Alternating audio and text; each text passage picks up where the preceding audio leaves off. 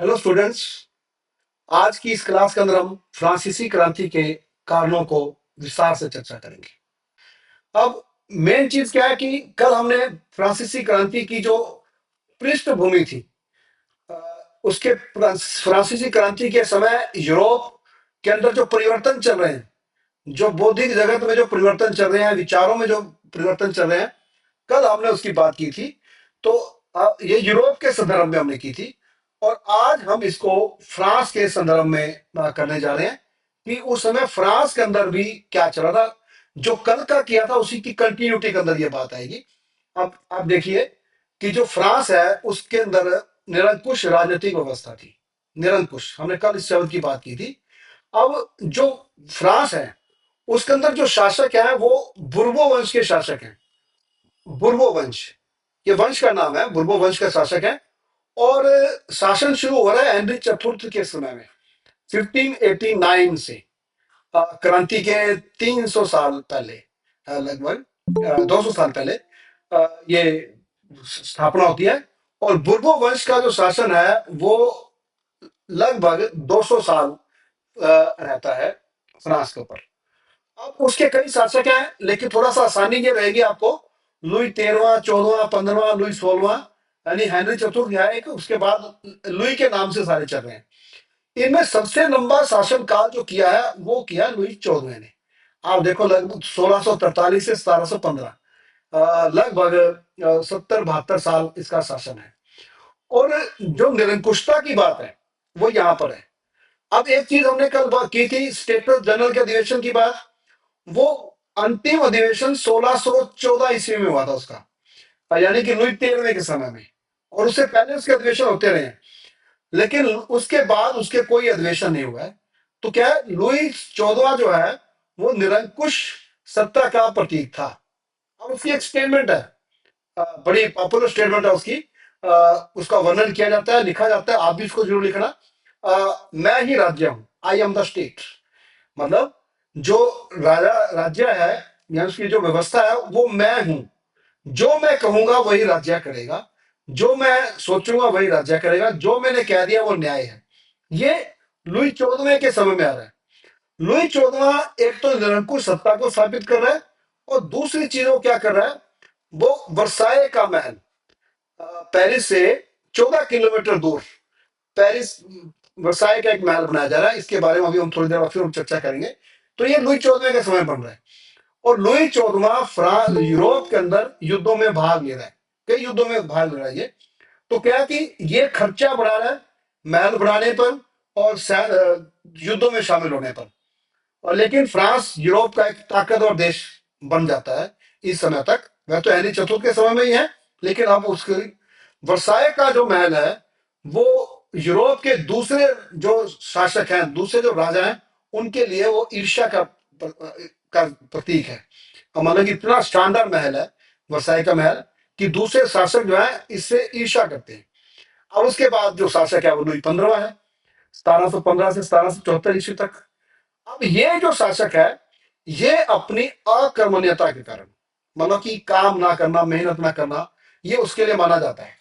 लेकिन साथ ही साथ ये क्या कर रहा है वो चीजें, ये पोलैंड के अंदर युद्ध हो रहा है, वहां अपनी सेना को भेज रहा है। संप्रविश्य युद्ध, आपको ध्यान हो हमने भारत का जब हिस्ट्री पढ़ रहे थे तो यहाँ पे कर्नाटक के युद्ध हो रहे थे। तो कर्नाटक के युद्धों में सप्तवर्षीय युद्ध की बात हो रही थी इंग्लैंड के साथ। तो ये सप्तवर्षीय युद्धों में युद्ध चला 7 साल, तो उसको सप्तवर्षीय युद्ध बोलते हैं। ये उसमें भाग ले रहा है। ऑस्ट्रिया जो पड़ोसी देश है उसका, वहां पे उत्तराधिकार की लड़ाई होगी, ये वहां पे भाग ले रहा है, यानी खर्चे बढ़ा रहा है। और लुई 15वें के समय में जो लुई 14वें ने खर्चे बढ़ाने शुरू किए थे, वो खर्चे अब लगातार बढ़ते जा रहे हैं, स्पीड से बढ़ रहे हैं खर्चे। अब जो महल के खर्चे हैं, विदेशी सेनाओं, जो अ, विदेशों के अंदर जो युद्ध अभियान है उसके जो खर्चे हैं, राजा के अपने जो खर्चे हैं वो लगातार बढ़ते जा रहे हैं। और राजा अपने अधिकारियों को पेंशन दे रहा है, उनको बड़े बड़े इनाम दे रहा है। परिणाम स्वरूप जो है ऋण बढ़ता जा रहा है। अब ऋण की स्थिति में लुई 16वां गद्दी पर बैठता है 1774 ईस्वी के अंदर। यहाँ पे दो तस्वीरें, एक तरफ तो लुई 16वें की तस्वीर है, और दूसरी तरफ जो है उसकी पत्नी मैरी एंटेनोथ। ये इंपॉर्टेंट है, इसको ध्यान से करना। मैरी एंटाइनेट का जो है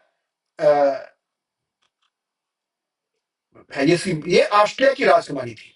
ऑस्ट्रिया की राजकुमारी है और फ्रांस के अंदर ये महारानी है। अ, फ्रांस के इतिहास के अंदर इसको श्रीमती घाटा के नाम से जाना जाता है। श्रीमती घाटा। क्यों?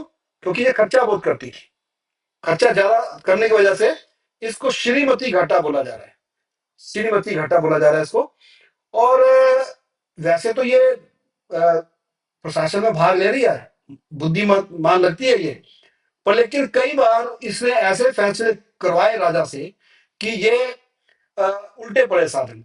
और लुई 16वां जो है वो इतना काबिल राजा नहीं है कि वो अ, फ्रांस की जो दशा है उसको संभाल पाए। तो ये उस समय की स्थिति बन रही है। लुई 16वें के समय 1774 ईस्वी में राजमहल का खर्चा बढ़ा हुआ है, ऋण बढ़ा हुआ है, विदेशी जो युद्ध है वहां वो पोजीशन बन रही है। मैरी एंटेना श्रीमती घाटा जो है ये प्रशासनिक मामलों में दखल भी दे रही है और दरबार के खर्चों को बढ़ा भी रही है। अब दरबार के खर्चों में बढ़ने का जो एक और जो चीज है वो है वर्साई का महल। ये राजमहल आप देखिए, ये तस्वीर है राजमहल की बाहर से, और उसकी तस्वीर जो है अंदर से भी ये आएगी। और वर्साई का महल हमें second world war, first world war तक ध्यान आएगा, क्योंकि फर्स्ट वर्ल्ड वार के जो वेस्टर्न हम करेंगे, जब उसकी खत्म खत्म हुआ तो वो जो संधियां हुई वो वर्साई में हुई, तो इसी महल के अंदर। ये बड़ा इंपॉर्टेंट है क्योंकि मैंने अभी बताया कि ये जो महल है ये अ, यूरोप के सभी राजाओं के लिए ये ईर्ष्या का प्रतीक था। सभी इसको में रहना, इसको प्राप्त करना ऐसी इच्छा रखते थे। अब ये महल जो है पेरिस से 14 किलोमीटर दूर है और इसके अंदर जो है 18,000 लोग रह रहे हैं। महल का मतलब है जहां पे राज परिवार रह रहा है। अब इस राज परिवार की जो देखभाल करने के लिए 18,000 लोग रह रहे हैं। अब इनमें से 2,000 लोग जो है दरबार के लोग हैं, यानी कि जो राजा का दरबार है वो भी यही लग रहा है। ये इतना खर्चा यहाँ पर कि इसको को जो है हेडन जो है वो कहता है राष्ट्र की कबर। इतना यहाँ पे खर्चा हो रहा है, यानी कि इतने कर्मचारी हैं, इतने दरबार लग रहा है। जो वर्साई का महल है ये जो है विलासता का केंद्र बना हुआ है। राजा और जो दरबारी हैं उनके लिए ये विलासता का केंद्र है वर्साई का महल। तो अब देखो कि एक तरफ विलासी हो गया राजा, खर्चा बढ़ रहा है, और ताकतवर तो ये है ही है। तो दूसरी तरफ जो है इनके पास जो निरंकुशता, तो हमने भी बात की कि निरंकुश शासक है ये। और दूसरी चीज इनके पास अपने आप को ये देवीय शक्ति का प्रतीक मान रहे हैं कि हमारे को देवीय शक्ति से हम शासन कर रहे हैं, इसलिए जो हम कह रहे हैं वही चलेगा। इतनी इतनी निरंकुशता है। जब इतनी निरंकुशता है तो उसका प्रभाव क्या है कि जो आम व्यक्ति हैं उनको लिए किसी भी प्रतिनिधि संस्था नहीं है वहां पर। प्रतिनिधि संस्था मतलब जहां पे लोग अपनी बात कह सकें। हमने स्टेटस चैनल की बात की थी। वो एक अब जानी कि जब फ्रांसीसी क्रांति है या लुई 14वें 15वें और 16वें के समय में ये संस्था एक मरी हुई संस्था, मृत प्राय संस्था है। क्यों? इसका अधिवेशन ही नहीं हो रहा 1614 ईस्वी के बाद। और लोग अपनी बात कहाँ रखें? लोगों के पास जो है जनता के पास नागरिक अधिकार नहीं है। जनता को प्रजा माना जा रहा है। अ, अब जनता प्रजा है, कोई प्रतिनिधि संस्था नहीं है। सारे जो अधिकार है वो राजा के पास है, निरंकुशता के रूप में, देवी शक्ति के रूप में।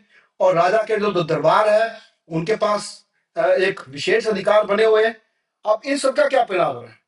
इन सब का परिणाम को आप जो देखें, थोड़ा सा इसको और डिटेल में करें, तो हम फ्रांस के अंदर जो है उस समय की सामाजिक व्यवस्था के बारे में देखते हैं कि सामाजिक व्यवस्था कैसी है।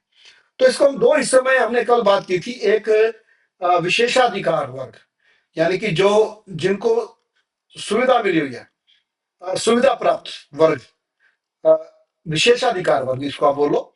और दूसरी तरफ है, दूसरा वर्ग जो है वो है सुविधा विहीन, यानी कि जिनके पास अधिकार नहीं है, ये वो लोग हैं दूसरी तरफ।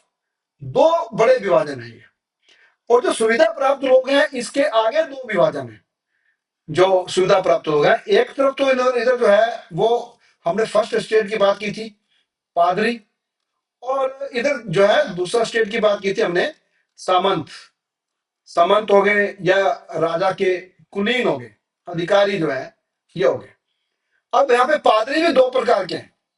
एक तो पादरी है जो बड़े पादरी हैं, अधिकारी हैं जो अ, इसमें, और जो दूसरे पादरी हैं इसमें, वो छोटे पादरी हैं जो लोगों के धार्मिक कार्यों में चलते हैं। उनको यहाँ पे पल्ली पादरी बोला जा रहा है, पल्ली पल्ली पादरी बोला जा रहा है। तो ये छोटे पादरी हैं, यानी कि आप इस चीज को आप थोड़ा देखें, क्योंकि जब क्रांति आगे बढ़ेगी तो हमें ये चीज काम आएगी। तो ये दो प्रकार के, और सामंत के अंदर भी क्या है, दो प्रकार के यहाँ भी लोग हैं सामंतों के अंदर भी।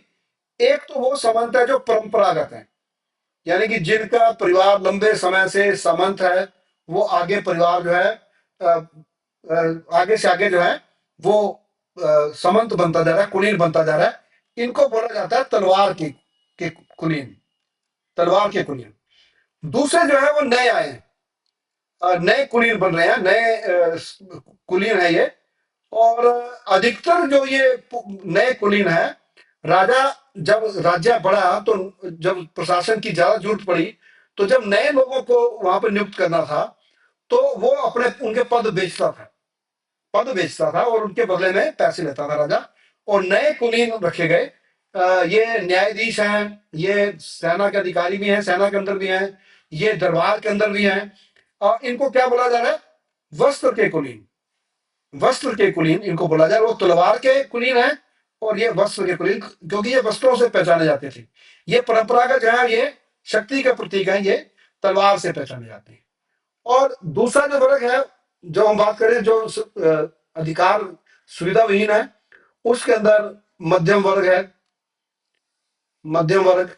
उसके बाद उसके अंदर जो है वो अ, जो कारीगर हैं, और फिर उसके बाद किसान जो है इसके अंदर है। तो ये अलग वो है, इनके पास अधिकार नहीं। जो उसमें जो फ्रांस की पॉपुलेशन है 2 करोड़ के करीब, उनमें ज्यादा संख्या में ये है, और इनकी जो है सुविधा प्राप्त जो लोग हैं, जो वर्ग है, इनकी संख्या जो है कम है। तो ये दो बड़े समाज की व्यवस्था है अ, उसकी। तो ये क्या हो गया कि सुविधा प्राप्त वर्ग और सुविधा विहीन वर्ग, या अधिकार प्राप्त वर्ग, और जो विशेषा या अधिकारहीन लोग इधर आगे। क्योंकि निरंकुश शासन है, तो जो राजा के पास है, पोप के पास है, उनके पास अधिकार है। और जो राजा के शासन में नहीं है, वो इधर है।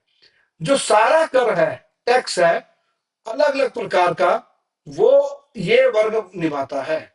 टैक्स देने का कार्य, कर देना जो है, यानी जो राज्य की आय है, जो राज्य की आय है, वो सारी की सारी यहां से आ रही है, इस वर्ग से। तो ये अनुचित व्यवस्था है उस समय की। यानी कि एक बहुत बड़ा वर्ग जो काम करता है, उसके पास सुविधा नहीं है, और जो काम नहीं करता है वो उसके पास सारी सुविधाएं हैं। इस प्रकार की जो चीज चीज चली आ रही। तो अब हम जो हम पोजीशन देखी कि निरंकुश शासन है, लोगों के पास अधिकार नहीं है, वो देवीय शक्ति के साथ चला रहा है। वर्साई के महल के अंदर जो है वो बहुत बड़ा खर्चा चल रहा है। और जो फ्रांस है वो अपनी सेनाओं को दूसरे क्षेत्रों में भेज रहा है। मैरी अंतोनेट जो है वो श्रीमती घाटा के नाम से पॉपुलर हो गई है।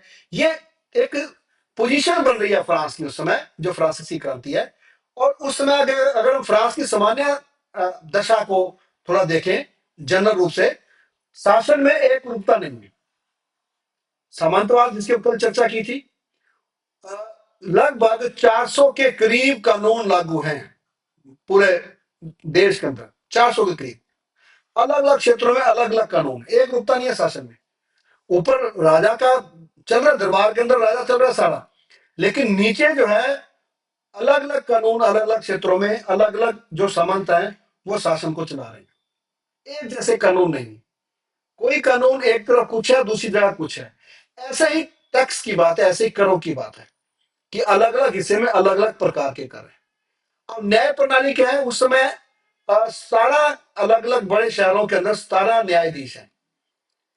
अब ये जो न्यायाधीश कौन है, इनमें से जो हमने वस्त्र के कुलीनों की बात की थी, जो ये पद बेचे जाते थे, राजा इनको बेचता था, इनको पार्लेमा बोला जा रहा है। पार्लेमा, ये ध्यान रखना, जब हम क्रांति की बात करेंगे आगे तो पार्लेमा शब्द आएगा। ये इनको पार्लेमा बोला जाता है। ये राजा द्वारा दिए गए आदेशों को रिकॉर्ड रखते हैं अपने पास, और वो नीचे देखते हैं ये लागू हो रहे हैं या नहीं हो रहे हैं। और अनुचित कर है, अभी हमने बात की थी विशेषाधिकारों की, तो कर कौन दे रहा है? कर तो आम आदमी दे रहा है, जो थर्ड स्टेट है वो दे रहा है। और जो सुविधा जिनको प्राप्त है वो तो टैक्स नहीं दे रहे। तो क्या हो रहा है? अनुचित भार है। जिनके पास अधिकार नहीं है उनके पास कर है, जिनके पास अधिकार है उनके पास कर नहीं है। तो उल्टा हो गया, कर देने वालों के पास अधिकार नहीं है, और जो कर नहीं देते हैं उनके पास अधिकार है। इसी प्रकार की संपत्ति का विभाजन है, विषमता उसके अंदर। संपत्ति किसके पास है? समंती समंत के पास है, या चर्च के पास है संपत्ति। फ्रांस की संपत्ति का 10% हिस्सा चर्च के पास है, और किसानों के पास संपत्ति का बहुत छोटा हिस्सा है।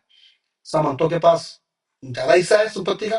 तो संपत्ति का जो विभाजन क्या है, वो विषम है, एक जैसा नहीं है। तो ये एक वहां पे क्या हो रहा है, एक फ्रांस के अंदर ये एक दशा है जिसमें आम लोग जो है वो पीड़ित हैं, और उनके अंदर नए विचार जो है मध्यम वर्ग लेकर आ रहा है।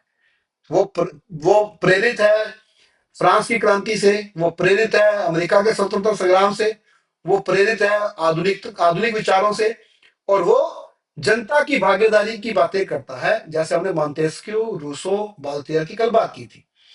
अब जो अगली चीज है जो इंपॉर्टेंट, जो फ्रांसीसी क्रांति का तत्कालीन कानून बनता है, वो है राष्ट्रीय ऋण। फ्रांस के राजाओं के खर्चे की वजह से फ्रांस का राष्ट्रीय ऋण लगातार बढ़ता जा रहा था।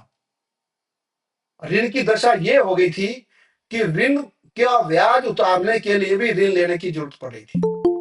इसका क्या परिणाम हो रहा है कि जो फ्रांस है वो आर्थिक संकट की ओर बढ़ रहा था, कि अगर ऋण का जो ब्याज है अगर उसके लिए भी ऋण लेना पड़ रहा है, तो ऋण लगातार बढ़ता जा रहा था।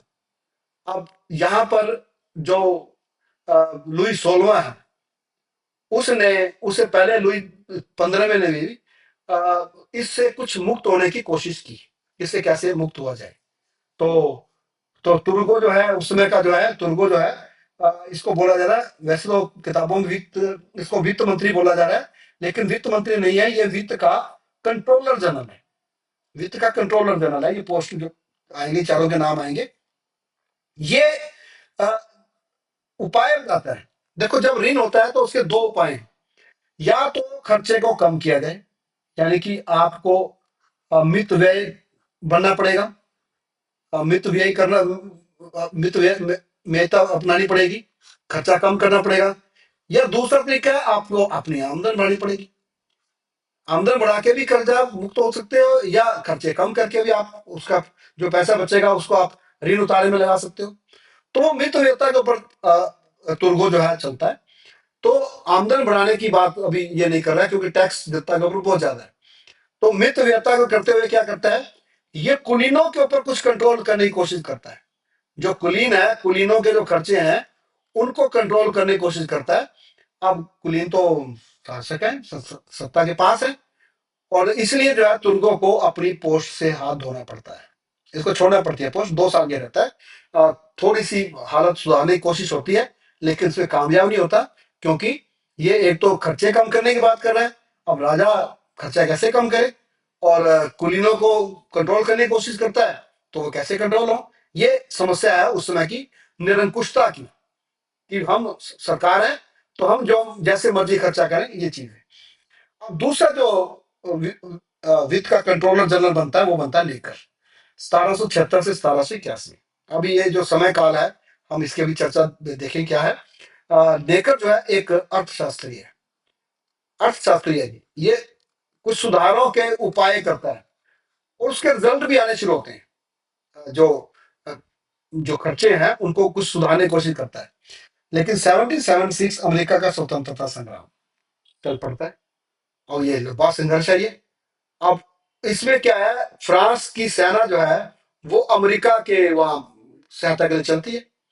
तो जो नेकर का प्रयास था अर्थव्यवस्था को सेट करने का, वो उसका प्रयास जो है वो असफल हो जाता है, वो कामयाब नहीं हो पाता है। क्यों? क्योंकि वो खर्चे को कंट्रोल करने की कोशिश कर रहा है और अगला खर्चा आगे खड़ा हो गया। अब ये ऋण के आधार पर जो है अमेरिका के अंदर सेना भेजी गई और खर्चा जो है वो ऋण से उठाया गया, और उसका परिणाम क्या है? जो राष्ट्रीय ऋण है वो और बढ़ गया, जो लोन है राजा के पास वो और बढ़ जाता है। अब इसके बाद जो है कैलोन, बीच में 2 साल और भी अर्थशास्त्री रहते हैं, लेकिन उनका कोई प्रभाव नहीं है। कैलोन आता है, ये 4 साल ये रहता है ये अपना वित्त का कंट्रोलर जनरल। ये कोई ज्यादा कामयाब नहीं है, ये कोशिश कर रहा है, लेकिन किसी प्रकार से ये कामयाब नहीं हो रहा है, ना आमदन बढ़ाने में ना खर्चे को कम करने में, तो ये असफल रहता है। इसको हटा के जो है 1787 ईस्वी में ब्राइन को स्टेट उसका वित्त का कंट्रोलर जनरल नियुक्त किया जाता है। ब्राइन जो है मितव्ययता पे तो जाता नहीं है कि खर्चा कम किया जाए, ये आमदन बढ़ाने के उपाय बताता है कि आमदन बढ़ाई जा सकती है, कि आमदन बढ़ाने के लिए क्या किया जाएगा। ये आमदन बढ़ाने की बात करता है कि आमदन बढ़ा के राष्ट्रीय ऋण से मुक्ति पाई जा सकती है। अब आमदन बढ़ाने का उपाय क्या है? कर बढ़ाया जाए। अब कर किसके ऊपर बढ़ाया जाए? जो तीसरा ग्रुप है, जो थर्ड स्टेट है, सामान्य जन, उनके ऊपर टैक्स बढ़ाया जाए। अब आमदन बढ़ाने का लिए टैक्स बढ़ाया जाए, तो टैक्स इसके ऊपर बढ़ाया जाएगा, आम जनता के ऊपर बढ़ाया जाएगा। ये बात कुलीनों को भी समझ आ रही है, ये बात राजा को भी समझ आ रही है, हाँ जी टैक्स बढ़ा दिया जाए। लेकिन जैसे ही टैक्स बढ़ाने का आदेश होता है, तो ये आदेश बोलता है, जैसा भी मैंने बताया था कि जो न्यायाधीश थे पार्लिमा, उनके पास आदेश जाता था, जो पार्लिमा के पास आदेश जाता है, फ्रांस जो पेरिस की का पार्लिमा, उसके पास ये आदेश जाता है। पार्लिमा ये कहता है कि राजा को जनता के ऊपर टैक्स बढ़ाने का अधिकार नहीं है। पार्लिमा ये बात कहता है, इसलिए राजा टैक्स नहीं बढ़ा सकता। तो ये पूछा जाता है कि टैक्स बढ़ाने का अधिकार किसको है? वो कहता है टैक्स बढ़ाने का जो अधिकार है वो स्टेट जनरल को है। स्टेट जनरल को इसका टैक्स बढ़ाने का अधिकार है, जिसका अंतिम अधिवेशन जो है वो 1614 ईस्वी में हुआ था। उसके बाद उसका अधिवेशन नहीं है, उसका संगठन का नहीं पता क्या है क्या नहीं। तो अब ये बात आती है कि वे टैक्स तो बढ़ाना है, टैक्स बढ़ा के ही बात बनेगी, उसके बगैर तो बात बन नहीं सकती। तो ये किया जाता है कि स्टेटस जनरल का अधिवेशन बुलाया जाए, स्टेटस जनरल का अधिवेशन बुलाया जाए। तो अधिवेशन कैसे बुलाया जाए? उसके सदस्य तो है नहीं, तो उसका चुनाव किया जाए, स्टेटस जनरल का चुनाव किया जाए। और स्टेटस जनरल में क्या चीज थी? जो फर्स्ट स्टेट है, जो पहला है, फर्स्ट जिसको हम स्टेट बोल रहे हैं, वो है पादरी, फर्स्ट स्टेट। और सेकंड स्टेट जो है, मैं इसको लिख रहा हूँ बताते हैं, जो सेकंड स्टेट है वो है सामंत, और जो थर्ड स्टेट है वो है आम व्यक्ति, सामान्य जन, जिसकी हमने कल भी चर्चा की थी। तो ये सामान्य जन है। अब जो स्टेटस जनरल है वो 3 सदनों का संस्था थी, 3 सदनों की। एक सदन के अंदर पादरी थे, एक सदन के अंदर सामंत थे, एक सदन के अंदर सामान्य जन थे। इनका चुनाव किया जाना था। इसके अंदर एक चीज और जो हमें अगली बातों को समझने में हेल्प करेगी, जब किसी विषय के ऊपर वोट डालनी है, किसी विषय के ऊपर विमर्श होना है, बिल पास होना है, तो एक सदन का एक वोट माना जाता था। जैसे कोई भी बिल आया, जैसे यही बिल है कि टैक्स बढ़ाया जाए, तो पादरियों के अंदर बातचीत होगी इस सदन में, जो ये राय रखेंगे वो एक वोट मानी जाएगी। समंतों के सदन की इसी प्रकार से एक वोट ही मानी जाएगी, सामान्य जन की भी एक वोट मानी जाएगी। यानी कि जिस तरफ 2 वोट हो गए उसकी बात मानी जाएगी। ये इसका स्ट्रक्चर है स्टेटस जनरल का। अब घोषणा ये होती है कि स्टेटस जनरल का अधिवेशन बुलाया जाए। अब स्टेटस जनरल का अधिवेशन बुलाने के लिए क्या किया जाएगा? चुनाव करना पड़ेगा, क्योंकि सदस्य तो है नहीं, इसका कोई जानकारी नहीं थी किसी को। तो 24 जनवरी, जिस साल क्रांति है, 24 जनवरी को 1789 को चुनावों की घोषणा होती है कि चुनाव किए कराए जाएंगे। चुनाव कब होने हैं? अप्रैल 1789 के अंदर चुनाव होने हैं। 1789 में चुनाव होने हैं। अब चुनावों की घोषणा हो गई। पादरियों के लिए जो है जितने उनके मेंबर हैं, उनका चुनाव होना है। तो उसमें पादरी वोट डालेंगे और पादरी सदस्य बनेंगे। समंतों के लिए समंत बनेंगे, सामान्य जन के लिए सामान्य जन। चुनाव का माहौल बन गया पंजाब उसके अंदर, फ्रांस के अंदर, जनवरी के बाद। अब जब जो लोग चुनाव में के अंदर वोट डालने का जो राइट है, वो पुरुष मतदाताओं को है। जो टैक्स देने वाले पुरुष मतदाता हैं, उनको वोट डालने का अधिकार है। अ, सामान्य अधिकार नहीं है वोट डालने का। अभी उसमें वोट डालने के लिए जो है वो यूनिवर्सल फ्रेंचाइजी नहीं है कि जो भी एक उम्र के बाद, चाहे वो लड़का है लड़की है, वोट डालने का राइट नहीं है। कंडीशन के साथ वोट डालने का राइट है।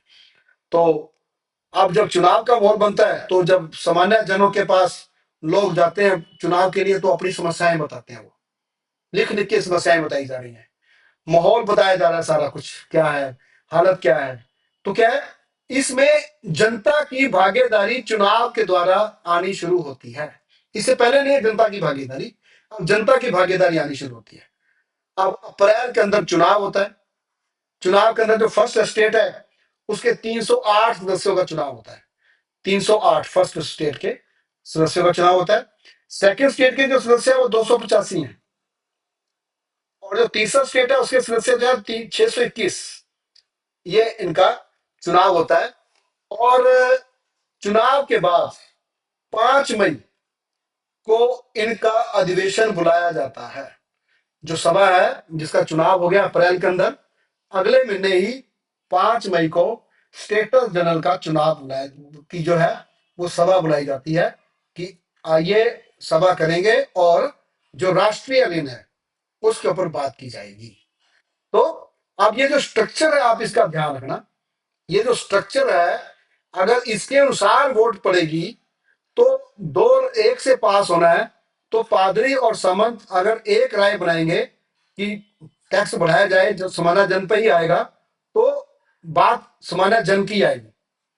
लेकिन दूसरी तरफ यहां आप थोड़ा ध्यान दें, अगर ये सदन इकट्ठे बैठे तो सामान्य जन की संख्या ज्यादा है। इन दोनों को जोड़ दें तो ये संख्या ज्यादा है। यहां पर क्रांतिकारी घटनाएं शुरू होने की बात आती है। अब वो कैसे क्रांति आगे बढ़ती है, और जो स्टेटस जनरल का अधिवेशन 5 मई को बुलाया जाता है, उसके बाद क्या क्या घटनाएं होती हैं, इसकी चर्चा जो है हम कल करेंगे। आज के लिए इतना ही। आपका बहुत बहुत धन्यवाद। आप वीडियो को लाइक भी क्या करें, इस पे कमेंट भी लिखें और चैनल को सब्सक्राइब करें। आपका बहुत बहुत धन्यवाद।